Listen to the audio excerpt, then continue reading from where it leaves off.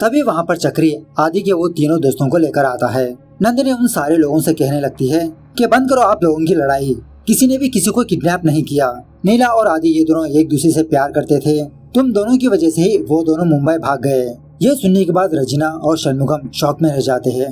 उसके बाद नीला की फैमिली रजीना के घर में जमा होते हैं। चक्री आदि का फोन टेबल पर रखते हुए कहने लगता है कि हम लोगों को शक ना हो, इसीलिए आदि ने कुछ वॉइस रिकॉर्डर को ऑलरेडी फोन में रख दिया था और आदि अपने दोस्तों से कहा कि एक एक दिन 2 या 3 मैसेजेस सेंड करते रहो। इसीलिए मैडम आपको हर रोज आदि के वॉइस मैसेजेस आ रहे थे। उसी तरह आदि के फोन में एक सेपरेट फोल्डर होता है। उस फोल्डर में आदि ने पहले से ही काफी सारे वॉइस मैसेजेस को रिकॉर्ड करके रखा होता है। वॉइस मैसेज के जरिए से ही इन सारे फाइल्स को एक के बाद एक प्ले करने के लिए कहता है, ये बताने के लिए कि एक्चुअली इन्होंने क्या किया, कैसे किया, आदि और नीला की मुलाकात कैसे हुई, ये दोनों एक दूसरे से कैसे प्यार करने लगे, एक्सेट्रा। इस तरह से सीन फ्लैशबैक में जाने लगता है। कुछ दिनों पहले स्कूल में डिस्ट्रिक्ट स्पोर्ट्स चल रहे थे। नीला खो-खो स्पोर्ट्स में पार्टिसिपेट हुई थी। उस गेम को खेलकर नीला अपनी टीम को जितवाया भी। त्रिलोक के हाथों से नीला को मेडल भी मिला था। उसी स्पोर्ट्स में पहली बार आदि ने नीला को देखा, उसके गेम से अट्रैक्ट हो गया। नीला से बात करने की कोशिश की, लेकिन नीला आदि को इतना भाव नहीं दिया। और उसी वक्त नीला की फ्रेंड मलार अपने गाड़ी में जा रही थी और इस सीन को देख लिया, जिसकी वजह से मलार को गलतफहमी हो गई।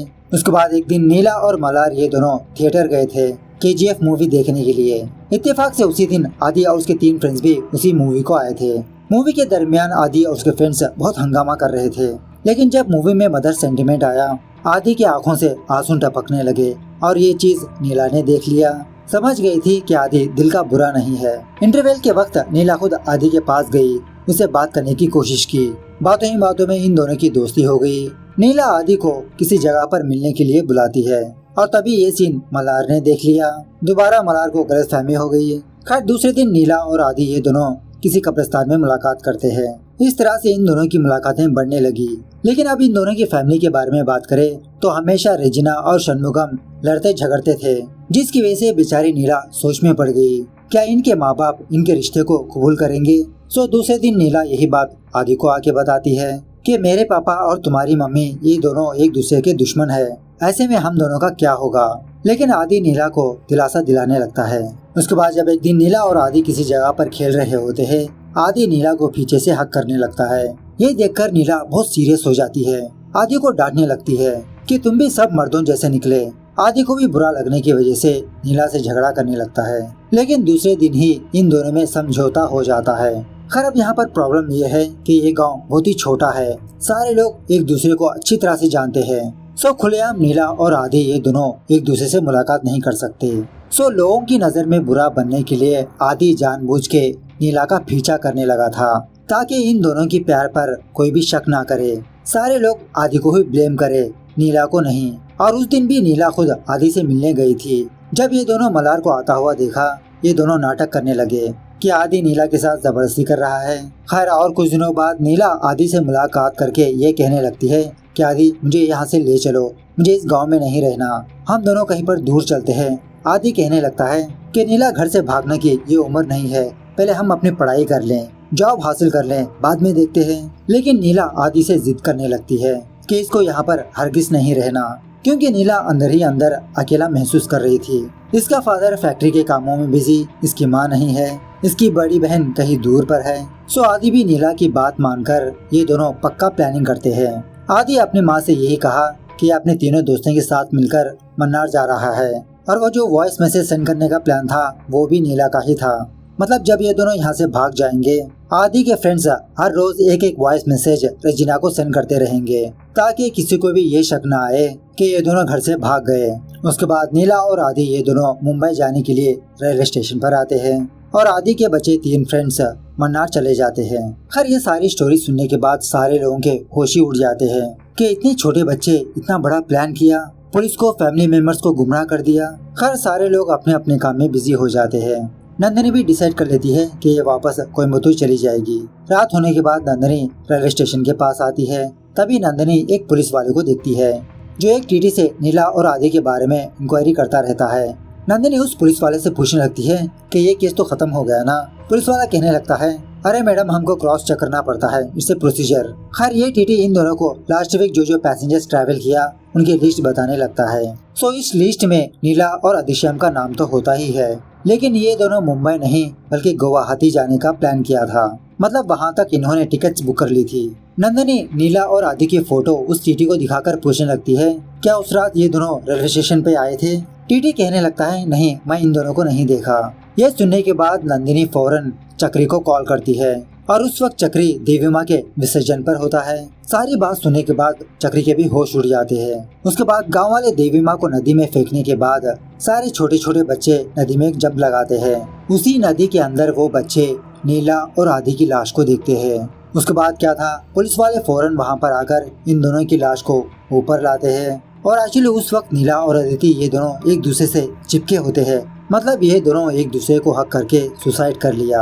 इन दोनों लाशों को हॉस्पिटल लाने के बाद चक्री नीला और आदि के बैग्स को चेक करने लगता है। नीला की बैग में प्रेगनेंसी किट पाई जाती है। सो चक्री और नंदिनी ये सोचने लगते हैं कि शायद इसी की वजह से इन दोनों ने सुसाइड कर लिया होगा। शायद नीला माँ बनने वाली थी। थोड़ी देर के बाद डॉक्टर चक्री को मॉर्चरी रूम में बुलाती है। पूछने लगती है कि किसने कहा था आपको इन दोनों ने सुसाइड किया? इन दोनों का मर्डर हुआ, ये देखिए, इन दोनों को गला काट के मार दिया। ये दोनों एक दूसरे से हक करने की वजह से ये बात पता नहीं चली। इन दोनों की लंग्स में पानी नहीं है, जिसका मतलब इन दोनों को मार के बाद में नदी में फेंका गया। उस नदी में केमिकल्स होने की वजह से इन दोनों की डेड बॉडीज ऊपर नहीं आई। और इसी तरह चक्री, ये लड़की प्रेग्नेंट है। मैं इन दोनों डीएनए सैंपल्स को चेन्नई भेजने वाली हूँ। खैर यह सुनने के बाद चक्री मॉर्चरी रूम से बाहर आकर रजीना को, षणमुगम को यही बात बताने लगता है। यह सुनने के बाद इन सारे लोगों के होश उड़ जाते हैं। वही दूसरी तरफ कोदंडरामन त्रिलोक के पीछे घूमता फिरता रहता है फैक्ट्री के बारे में इंफॉर्मेशन लेने के लिए, लेकिन त्रिलोक कोदंडरामन को ढंग से इंफॉर्मेशन नहीं दे रहा होता। यही कहने लगता है कि वर्कर्स ने फैक्ट्री को आग लगाया, लेकिन कोदंडरामन इसकी बातों पर यकीन नहीं करता, क्योंकि रिपोर्ट सही हो तभी इंश्योरेंस के पैसे आ सकते हैं। उसके बाद जब नीला की डेड बॉडी को अपने घर लाया जाता है, एक पुजारी नीला के घर आता है। षणमुगम से कहने लगता है कि नीला देवी माँ का प्रतिरूप है और इनके कल्चर के हिसाब से एक रिचुअल करना होता है। नीला को जलाने के बाद नीला के एशेस को देवी माँ के पास समर्पित करना होगा, लेकिन षणमुगम इस बात के लिए मना करने लगता है। मतलब जैसा मैंने पहले कहा था कि षणमुगम भगवान पर भरोसा नहीं करता। षणमुगम उस पुजारी से लड़ने झगड़ने लगता है, लेकिन गुना उस पुजारी को समझाकर वहाँ से भेज देता है। इसी दरमियान में जब चक्री सिगरेट पीने के लिए घर के पीछे आता है, वहाँ पर पुष्पराज होता है। घर के पीछे कुछ तलाश करते रहता है। जब चक्री पुष्पराज को बुलाता है, पुष्पराज बहाना बनाने लगता है कि मैं यहाँ पर पानी पीने के लिए आया।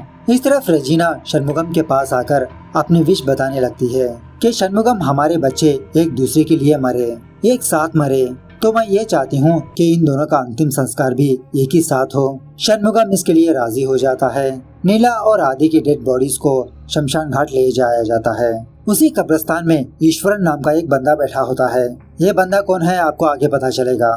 नीला और आदि की लाश को जलता हुआ देखकर ईश्वरन चीखने चिल्लाने लगता है कि देवी माँ को इंसान का खून चाहिए, इंसान की बलि चाहती है देवी माँ, इंसान की बलि दो तुम लोग, तभी देवी माँ शांत हो सकती है। इसी दौरान चक्री ये देखता है कि पुष्पराज दोबारा नीला के घर के पास जा रहा है। चक्री पुष्पराज को फॉलो करने लगता है। पुष्पराज नीला के घर के पीछे आकर दोबारा कुछ सर्च करने लगता है। चक्री का फोन रिंग होने की वजह से पुष्पराज चक्री को देख लेता है। वहाँ से जंगलों में भागने लगता है। चक्री भी इसको फॉलो करने लगता है। फाइनली पुष्पराज चक्री के हाथों से बच जाता है। सो चक्री नीला के घर के पीछे आता है, ये देखने के लिए कि एक्चुअली पुष्पराज यहाँ पर क्या ढूंढ रहा था। सो चक्री को किसी फ्लावर पॉट के नीचे नीला का फोन नजर आता है। चक्री नंदिनी की मदद से नीला का फोन अनलॉक करता है। फोन चेक करने पर यह बात पता चलती है कि नीला सोशल मीडिया में एक्टिव थी और सोशल मीडिया में नीला अम्मनी नाम की लड़की के बारे में पोस्ट डाला करती थी। इनका एक सेपरेट ग्रुप भी था। अम्मनी का नाम देखते ही चक्री और नंदिनी फौरन मलार के घर जाते हैं। मलार के फादर से अम्मनी के बारे में पूछने लगते हैं। ये बंदा कहने लगता है कि आज से 25 साल पहले जब फैक्ट्री बन रही थी, फैक्ट्री के कंस्ट्रक्शन काम में कुछ लोग आए थे। उन्हीं में से एक लड़की थी अम्मानी। एक दिन अचानक से वो लड़की गायब हो गई। पुलिस वाले, गांव वाले, सारे लोग बहुत ढूंढा, लेकिन उस लड़की का कहीं पर भी आता पता नहीं था। इस तरफ मनार नंदिनी से कहने लगती है कि दीदी जब से नीला अम्मनी के बारे में सुना, नीला उस लड़की के बारे में रिसर्च कर रही थी, काफी सारे लोगों से पूछताछ भी कर रही थी। तभी एक कांस्टेबल चक्री को कॉल करके ये बताने लगता है कि सर हमने पुष्पराज के घर में एक लेडी की ब्रा को देखा। हालांकि पुष्पराज बैचलर है और इसी तरह चक्री को ये बात पता चलती है कि पुष्पराज को मेले में देखा गया, फेस्टिवल में। चक्री वहाँ पर जाकर पुष्पराज को सर्च करने लगता है। फाइनली पुष्पराज मिल जाता है, उसे मार पीट के पूछने लगता है कि बताओ तुम हमसे क्या छुपा रहे हो। पुष्पराज कहने लगता है मैं झुकेगा नहीं साला।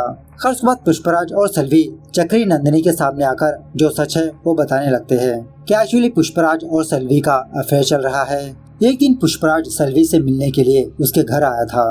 अब ये चीज नीला ने देख लिया, इन दोनों की फोटो खींच ली। नीला इन फोटोज की मदद से पुष्पराज को ब्लैकमेल करने लगी। नीला मिस होने से पहले नीला और आदि पुष्पराज के पास आकर इससे 2 लाख रुपए लिया था और जाते आते नीला अपने फोन का एड्रेस बता के जाती है। सो इसीलिए जब नीला का अंतिम संस्कार हो रहा था, पुष्पराज नीला का फोन हासिल करने के लिए नीला के घर के पीछे गया था। अब वो दोनों कैसे मरे इन दोनों को बिल्कुल भी आइडिया नहीं। खैर सुबह होने के बाद सारे पुलिस वाले उस नदी के पास आकर सबूतों को ढूंढने लगते हैं। वहीं दूसरी तरफ कोदंडरामन, गुणा, चक्री ये सारे लोग फैक्ट्री के पास आकर कोदंडरामन फैक्ट्री की इंस्पेक्शन करने लगता है। एक पुलिस वाला त्रिलोक के कहने पर कोदंडरामन को एक रिपोर्ट देता है और इस रिपोर्ट में ये लिखा होता है कि इस फैक्ट्री में किसी ने जानबूझ के आग लगाई। मतलब ऐसी झूठी रिपोर्ट होती है।